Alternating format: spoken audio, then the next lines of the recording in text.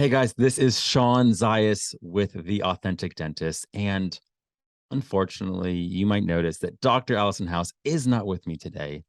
Just a shout out to her. She got sick with COVID and now is just taking care of her patients the way that only she can. And just a shout out, she is one of the reasons why I am still in dentistry. Love what she's doing, love what she's committed to. But today we have a very special guest, Michael Dinsio, and he is not just a fascinating guy for what he's doing in dentistry, um, and he's doing a ton of different things. So, before I launch into that, Michael, just tell us a little bit. How did you even get into dentistry? Because dentistry is kind of a weird industry. Mhm. What is your story of stumbling into it? Well, thanks again, Shawn, for having me on the show. This is a pleasure and a treat.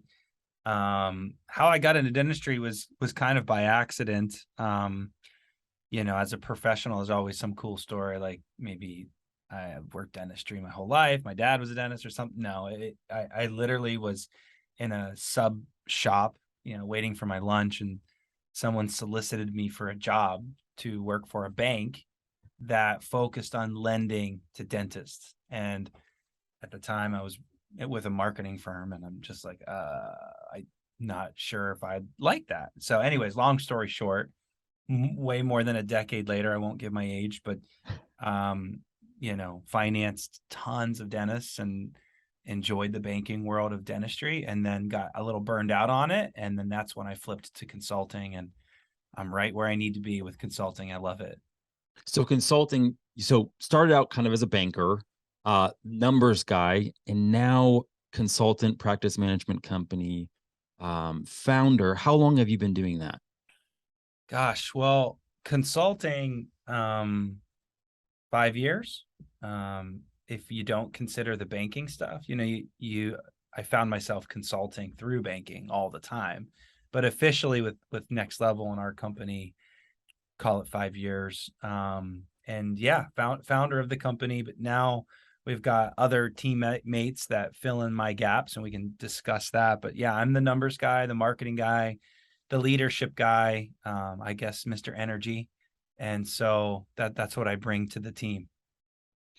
So, if there's one thing about dentistry that you feel like maybe isn't intuitive for a dentist, so whether it's a dentist starting up a scratch practice or a dentist maybe 5, 10 years in, um, when they come to you for help, what is it that seems to maybe surprise them about the solution that you guys provide? What could possibly be a blind spot that you're like, man, it's surprising, but somehow dentists don't typically think successful dentistry is going to require this. Yeah, two things. If I can say two things, you asked me what's one thing. Absolutely. I've got two. you know, I think I can't speak for everybody that's listening to this, but I would say in general, most people don't like numbers in the world of dentistry. They like the science, they like clinical, they like all of that cool nerdy dental stuff, but what they don't love is numbers, just in general, and being analytical in that way. um Specifically when it's attached to money. I don't know what it is about money, but money freaks them out. They just don't want to manage it. They don't they aren't paying attention to it, and it's actually pretty easy to do that. So my first answer is the management of the business from a money perspective, and how to potentially be better as a business owner. And then the second thing, which a lot of people mix up, and that's leadership. And I don't want to sound like cliche, like every consultant ever existed in our industry, but truly leadership. It's even something that I struggle with as being a good leader, and that is getting people, influencing people in a positive way, even when there's opportunities for their employees and support partners to be better. It's setting expectations, it's following through, it's being a good leader, it's being a good communicator. That's the next level stuff that they usually don't have. Most people don't have a ton of experience with. So, Michael, I feel like you distilled it very, very clearly, and I love the first point you made, but that second point, I feel like kind of strips away, um, I don't know, so much of the fluff that I think maybe can lead dentists to get a little disillusioned. Like, I can have a successful practice if I do great dentistry. I can have a successful practice, just if I'm a great clinician. And it kind of takes away the people element of it. And Mhm. it's like at the heart of it, uh, Mm. a dental practice is a business, and at the heart of every successful business is people. And no one person is going to be the, I'm the solo stud that can just do it all, as if I'm like, Superman or something like that. Like, it's all about the strength of your team. Yeah. And you hit it on the head when it's like your team's only as great as your ability to really lead them and develop them. Mhm. Um, I would love to know over the last decade, what would probably be one of the greatest struggles you've had when it comes to leadership? Because I know you said that you have struggled with that, as have I. But specifically, what would be a struggle of yours in that area? Me personally, Yeah. yeah, even as a consultant, I can be super vulnerable. I think being humble and appreciating the things that you need to work on is what will make us all better. And I'll be the first one to tell you that I got to work on this stuff every single day. As a consultant, I'm also a producer, just like dentists are. You know, dentists are using their hands. I'm using my brain and my mouth and my words.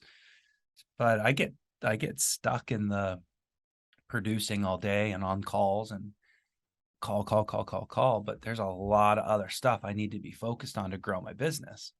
Right. So if I'm stuck on calls all day, helping dentists and stuff that I love, how am I helping develop other coaches? So I think that the big thing here, my partner once said, it stuck with me, is a great leader is someone that can teach someone to be a good leader who can teach someone to be a good leader. 3 levels deep.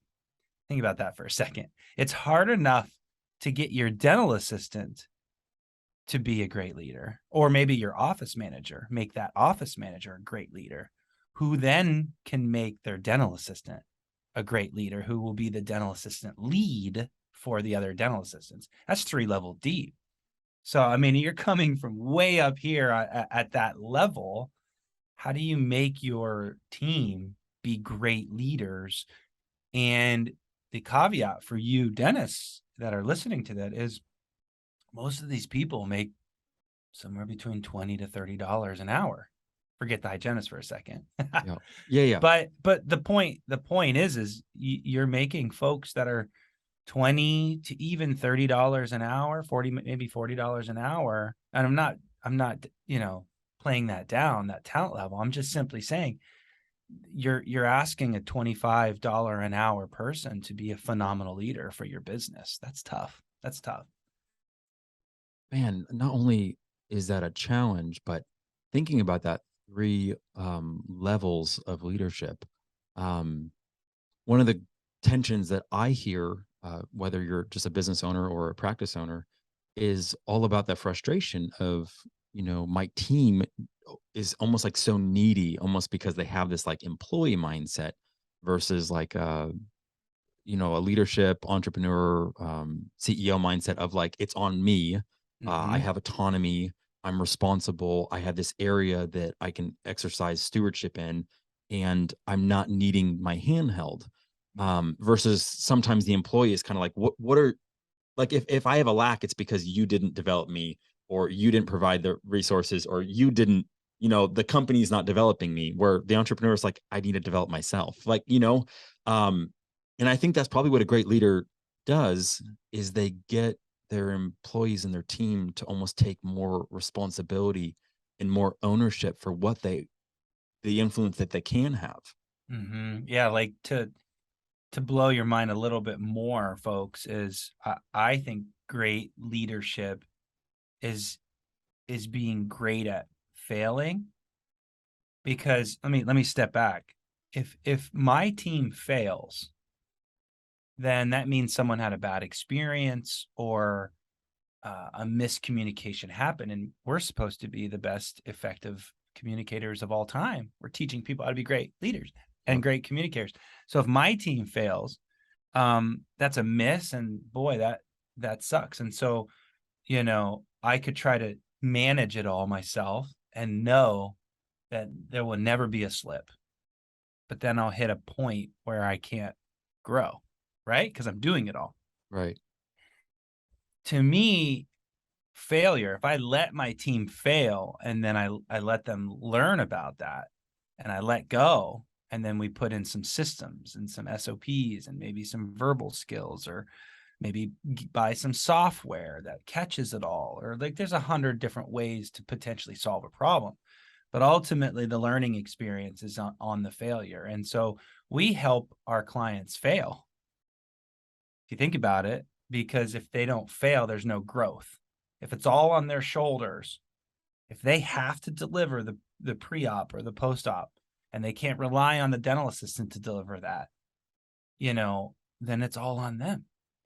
So you have to train that dental assistant or whatever the situation is to Oh, fail so that you can build on that. And then they become better in that moment, right? So failures, it's how you handle failure. I think that is also fascinating. Like failing intelligently. It's almost like as you were speaking, the way I saw it was like you can try to hold things together, and short term, you're going to have some element of procedural, maybe excellence, or things won't blow up. But long term, you're not actually getting people to be able to take charge. Then you can't scale. You really can't achieve the excellence that you could otherwise achieve Yeah. going through that hardship of people having to really put themselves out there, fail, learn, and truly learn so that they can be great. And now you can have this amazing team that's competent, not just this team that you are controlling so that And mistakes don't happen. relying on them. Like it's just okay, you know, mom and dad said we need to do this, like it's just a bunch of robots. And yeah, 100%. That's exactly what I'm saying. So if you can train your team to be great leaders, or one level down are a great leader, and then they can train people to be great leaders. Just imagine what you could accomplish with that kind of team that thinks for themselves and solutions oriented, and is great at failing. Like you're gonna crush. I mean, I couldn't even imagine going 3 levels deep and having great leaders at that level. That's what you should all aspire to be and do. Yeah, that is so poignant. Okay, so I'm a young dentist. I'm excited about growing my practice. I start realizing that practice ownership is tough. Maybe I don't understand exactly what I'm doing wrong. And now I find you guys, I'm talking to you. What bad thinking do dentists have that keep them sometimes from hiring you guys? Like meaning, Mm, in what ways are they not understanding either the role of a consultant, mm. or in what ways maybe are like, is their mindset not either growth oriented to understand the concept of an investment? Just what pushback do you see, and what advice would you give to a young dentist of this is how you should think about hiring a consultant? I think the majority of the folks that we talk to are totally game on for the help, Okay, so they get it. but they do, but they're nervous about the team's reaction. I think most people today are worried about the team and how they're going to react, and I hope they don't leave. And is this consultant going to come in and just start blowing things up and change? And um, you know what I mean? Like I think they all know that they're not good. Most of them aren't the best at business, and most of them aren't the best at leadership. And I think that, I mean, I'll do a practice analysis for free. That's my big give to even your audience. And I'll show you all the opportunity in practice, how much hygiene you're leaving on the table, how, why you're not collecting as well as you should, whatever the opportunity is in the practice. The business of dentistry is actually pretty easy. I've worked in different industries in my career, and the business of dentistry is not challenging. Frankly, it's actually a very simple business. Um, so that's the easy part, diagnosing what's wrong and potentially what opportunities you have in front of you. Then it's like the implementation and how that gets implemented. And is it going to stick? And do I have the leadership to drive what the consultant wants us to do? Because a consultant I'm rambling at this point. Sorry, but a consultant can only do so much. Right. You got to take on the majority of the responsibility of what they're bringing to you, because Right. you're not paying a consultant enough money to come in and manage your business for you. Right. Right. Right. That's Right. called an office manager. Right. So you're prescribing, you are doing the analysis, the assessment, and here's the prescription. But it's on the practice to get lift on those ideas and to truly implement them. So you're saying the dentist often has a little bit of um, maybe just insecurity around, can I actually get this off the ground? So is the investment going to be worth it? Because I've tried in the past and it hasn't worked. I've come back from a trade show and I was really excited about this new software. And I told the team, and then 3 weeks later, it just went back to business as usual, where we couldn't really get that implemented. Shawn, my one of my yes, one of my favorite quotes, and I can't even say who it is because I think it's been like one of these quotes that people regurgitate and Yeah. change, right? So Yeah. I'm not sure who the founder is of this. So asterisks right there. But um, ideas are great, but implementation is like heaven or whatever. Like everybody's got ideas, but if you don't execute, they're a bunch of just coffee talk, So right? so being entrepreneurial, you understand, I'm talking with people all the time, and, they tell me that they have an idea, and I'm like, "Oh my god, that's exciting, I love to hear it." And they, start clamming up a little bit, and I'm like, What is it?" And they're like, Mhm. "Well, I don't really have an NDA ready for you to sign." And I'm like, "Oh, like, you don't understand, ideas are cheap." Like, Yeah. Yeah. they're a dime a dozen. There's some Yes. it's the ability to actually bring it to market. And even if I have a really awesome idea and I share it with a few people, if they also bring that same idea to market, I can use their marketing dollars to educate people, and then hopefully I can win the business. Like, it's not Yes. even a bad idea for there to be healthy competition. Like, No. the idea of people wanting no competition, it's like, Oh. no, it's a big marketplace out there and a big space to compete. And if someone else is going to throw dollars at educating people on what the idea is that you want them to have, it's not Totally. like you're going to lose. That's just going to help the whole idea spread. Well, it's funny. I love that idea. So what you just described was an abundant mentality, right? You guys have all heard of an abundant mentality. It's so true. Like, I I think that it, I think that's the different. I'll rip on some consultants out there. I'll rip on my own kind. It's kind of fun to do that. But I'll interview somebody or someone will start working for us and they'll be like, we'll find a chink in our armor. Oh, well, we need that SOP, or let's come up with some verbal skills, some fresh ones. Like we've got some old ones, but why don't you come up with some fresh ones and make a document on that? And they'll be like, well, that's my property then. Like if they after wanted to leave, or like scheduling the goal, what's the right way? What's the philosophy, or whatever the dental consulting thing is. Yeah. Everybody thinks they have some like trademark on these ideas of how to schedule the goal. No, everybody's teaching the same thing.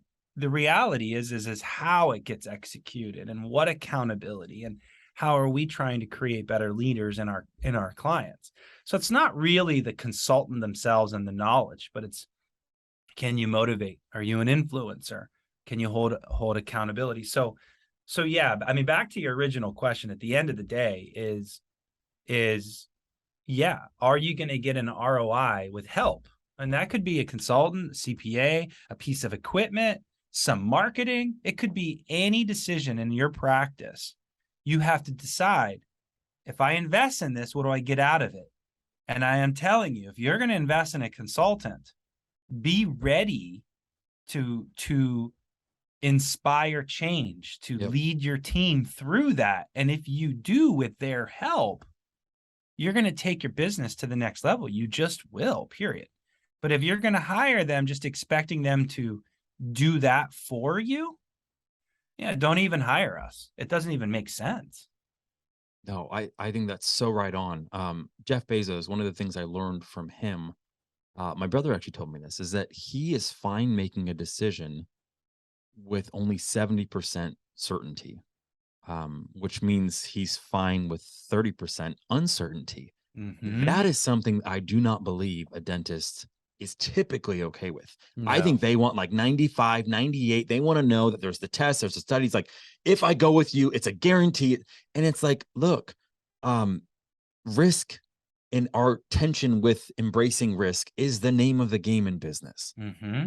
This isn't a science. Now, you don't play that same game in someone's mouth when it comes to the clinical side, which is No. much more of a science. But the art of business, the market is constantly moving, and you Totally. have to take risks and spend money to make money. You have to Yeah, invest 50 to 100,000 in hopes that you will get back 150 and 200 and play the long game. that's right. I love what you're saying, Michael. The So cl- the cl- who the clinical part I love that has to be 100%. You can't change that. Your methods are your methods. right. Your prescriptions are your prescriptions, right? Yep. But the business part, I love how you said that. It's all risk. If you change a system, what's the worst thing that could happen? You fail a client, you have to have a conversation with a client, and by the way, they'll be totally fine if you just call them and apologize and make it right. That's easy. Everybody's so stuck in the ways they do things, and even if there is a better way, it's just harder to change, even if it's a better way to change. You know what I mean? It's going to save people time, money, energy, whatever, more efficiency, but they don't want to change because maybe there's that 5% failure that you were talking about. And that holds people way back, way back. And I'm a doer, I'm an executor. It's why we have 60 clients over in the country right now, and it's because we implement, and I love where we're going here with this. Yeah. Oh, Michael, I'm just the like I feel like it would be easy to do a whole episode just on mindset, because the mindset that needs to be elevated among dentists to think more like entrepreneurs, to have more of a healthy relationship with risk management, and to understand how to fail properly and fail fast and fail forward, and know that it's really only a failure if you don't learn something. Other than that, it's just some signal of you can do something better. Here's an opportunity to improve and to keep iterating and iterating, it's instead of I that's right. have to get it right the first time. Well, in someone's mouth, you don't want to play games. I get that. And that's where there's these like two different hats, right? Like, Right. there's this massive liability, complete excellence. It's a craft that, it needs to be surgically precise. And then there's this experimentation of you don't know what patients are going to respond to. You don't know what your team's going to respond to. And it's supposed to be much more of like a experimentation and continually evolving, learning, adapting, growing, instead of like, unless I know this is going to work perfectly, I'm not going to try it. And it's like that's not business. It's two brains. You're 1,000. It's two brains. I would never want to go to a dentist that's just going to experiment in my mouth. I need my dentist to be 100%, not 70%. Right, right. But Bezos can screw up 30% of the time, and it's not someone's health. So I would say to you in the audience, when it comes to clinical, do not waver. Be 100%. You get to trump all systems, all communication when it's clinical and it's health related. But if it's business related, fail all day long. No, I'm serious. Yep, yep. Fail all day long and try to fail and push the envelope, because the folks that are doing that are crushing. And the worst that could happen, just folks, just think about it for a second. Like, press pause and think about right now. Think about a failure that had nothing to do with clinical, but with the business, because you tried something new. What's the worst? What was the worst that happened? You had to write an apology. Maybe you lost a client out of your 1,000. Okay, well, we learned from it, and we won't do that again. But the other 70% of the time, it was like an epic success. I'll take those successes over just the one failure all day long. 100%. 100%. The biggest failure I ever had in life as a business owner was like a 2 or 3 year stretch where I shot down all these ideas in the boardroom, not because the market said it was a bad idea, but just because I didn't think it would win. I didn't think it would work. And all of a sudden I'm 3 years later and I realized I don't know anything. I Yeah. haven't found out anything. Yeah. I've just hypothetically believed that this wasn't going to be an idea that would work, but I've learned nothing staying safe on the sideline, not actually trying something. Yeah. So if I can encourage you dentists out there, like learn the lessons now. Like the faster you learn, the faster you can get to a place where you realize in your marketplace, in your neighborhood, with your brand, with your personality, what works with your team, what culture is a fit with your way of dentistry, and that's going Mhm. to make you so much more happier and fulfilled. Mhm. Michael, I want to know what practices are ideal for you. Like so right now, if someone's listening, like what is what is it that makes them an ideal client for you? Well, I I hate to say it this way because it's terrible. I want to give you guys a lightning focused answer here, but my team is so robust. Um, I we can help anybody in any place in their career. I personally tend to work with a lot of the younger docs that help them get into ownership, startup or acquisition. I have a really cool skill set there coming from the banking world. Okay. And then I kind of come back into it when someone's thinking about exit strategy as well. Again, thinking about the acquisition, I've sold practices, I value practices every single day. We've helped practices grow in a short period of time to get maximum dollar in sales. So front and back end tend to be my place where I stay. Now, of course, I sprinkle in my financial and marketing with all of the other practices that are in the middle of their career. My team, my partner and the rest of my team, they have over, I think, a combined of 50 plus years in practice management, either working in an office or owning practices themselves. We can help pretty much any practice get past a plateau. So I guess from a team perspective, I hate to say it, but we've got someone that specializes in kind of each kind of department, if that makes sense. Yeah. So whether the practice is brand new or whether they're 30 years in and they're wanting to exit, they're fit for you. Whether they're stuck or whether they're crushing it but want to level up, they're a fit for you. And every single state in between Yeah. is a fit for what you do. Yeah. Yeah. No, we've got coaches in Ohio, Arizona. I live in Washington. We've got coverage. So yeah, I'd welcome any call. You could go to our website, schedule a complimentary meeting. We'll even give you a practice analysis to show you opportunity. We'll give you all the tools. It's not high pressure at all. We honestly just want to educate. We're younger consultants, meaning I'm not 70 years old, right? That makes me younger. There's a lot of consultants out there, and there's some really great ones. Just get help, folks, if you need that hand holding to stretch those failures, stretch those opportunities, because you can't get to the next stage without growth and stretching and failure. You just can't.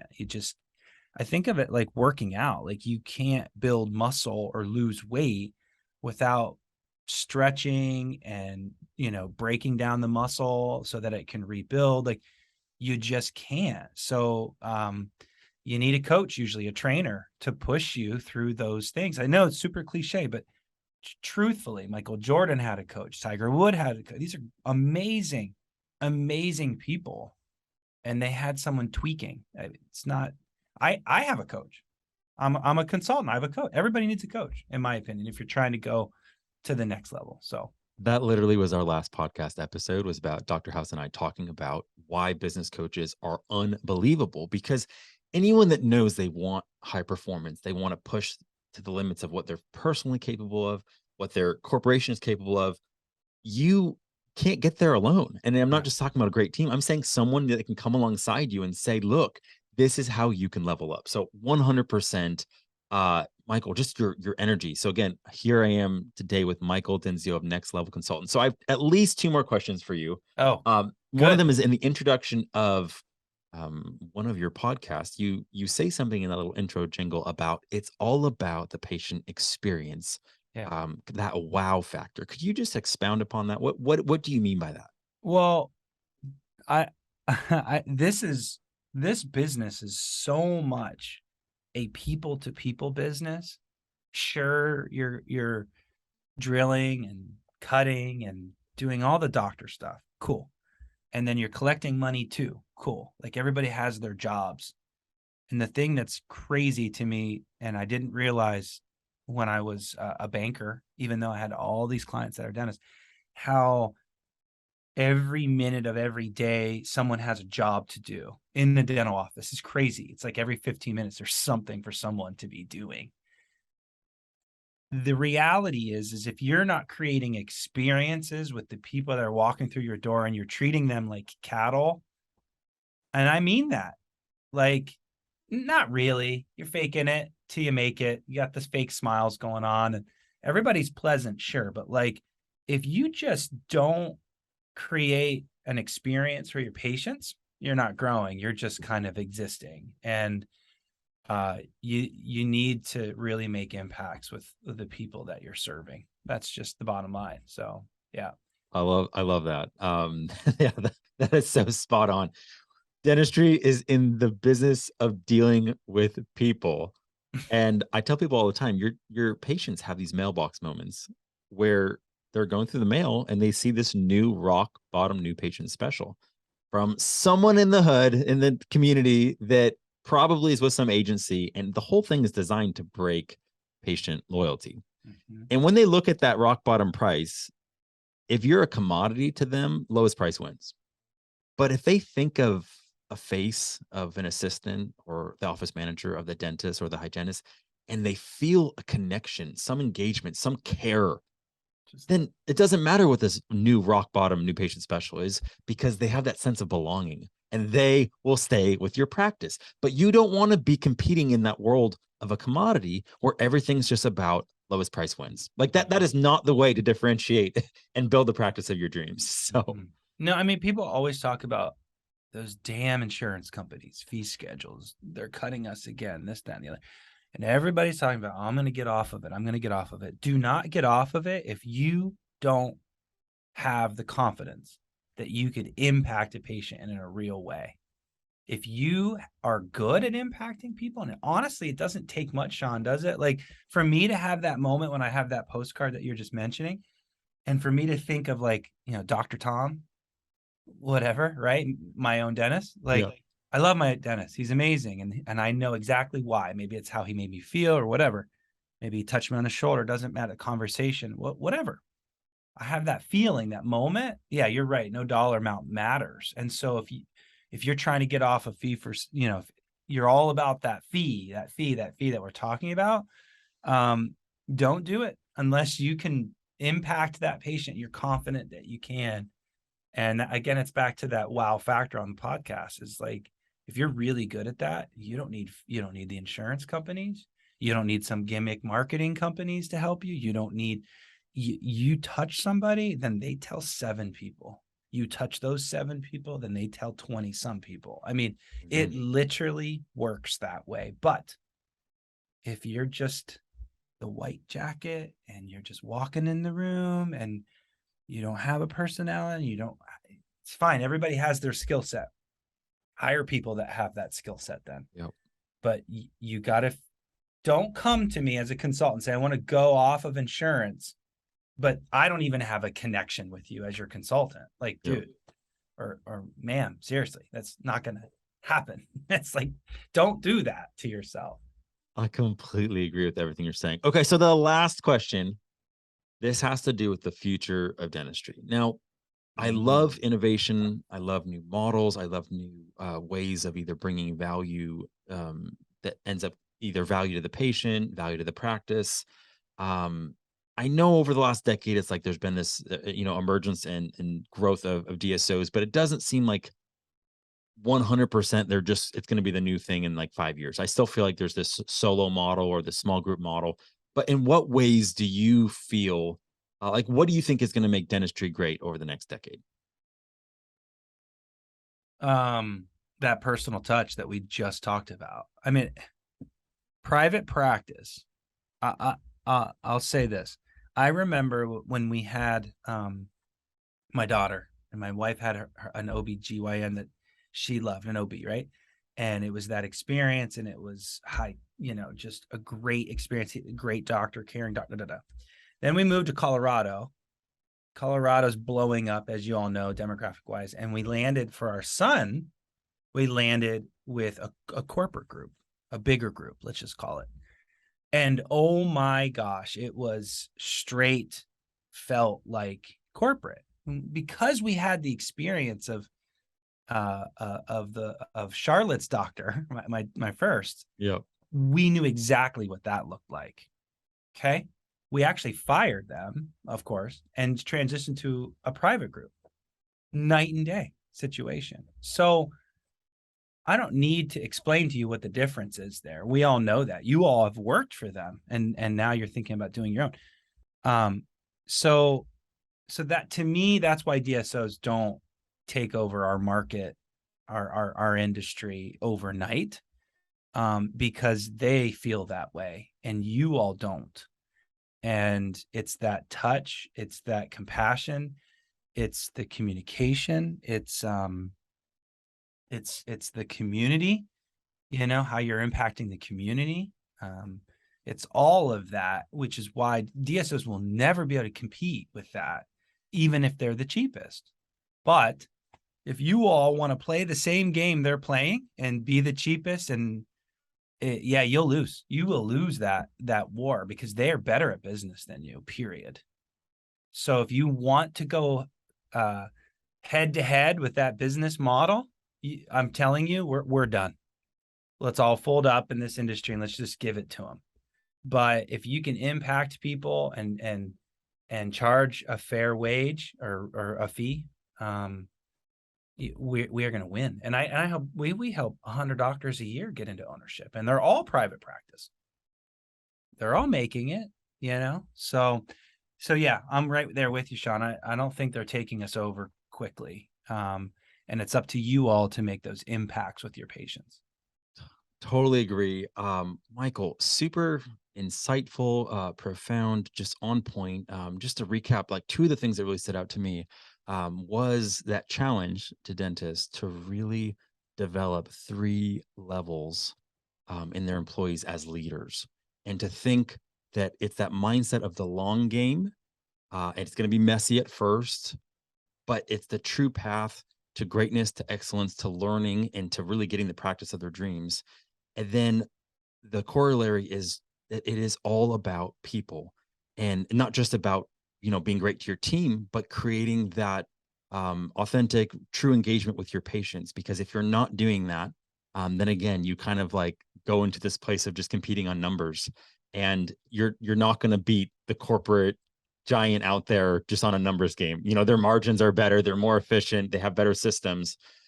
But when it's your ability to really be who you are and make those connections and really express that care, that becomes the moat that really provides that uncommon value to your practice. Michael, how can someone find out? How can they find you? And you even said something about some assessment. Just maybe speak to that a little bit. Yes, it's simple. Like just look us up, Next Level Consultants. Maybe put dental on the front or the back end of that Google search. But you'll land on our website, and just there's a Meet Michael, and you can literally go right on my calendar. So I'm giving anybody free 30, 40 minutes of my time just to chit chat. You don't even have to be a client. In that session, if we decided you wanted to know more about your practice and the opportunities, we'll give you that as well.